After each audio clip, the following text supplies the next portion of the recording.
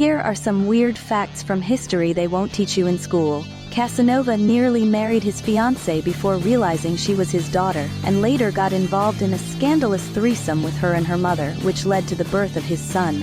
Charlie Chaplin's famous mustache wasn't natural, it was part of his makeup. Meanwhile, German physicist Philipp Lenard, despite winning a Nobel Prize for his work on cathode rays, joined the Nazi Party in the 1920s and disparaged Albert Einstein's theories as Jewish physics. Additionally, in 1933, archaeologist José García Payán discovered a small Roman bust at the Taxic burial site in Mexico, dating between 1476 and 1510 AD, raising questions about possible early European contact or a local artist's emulation of Roman style, though definitive proof remains elusive.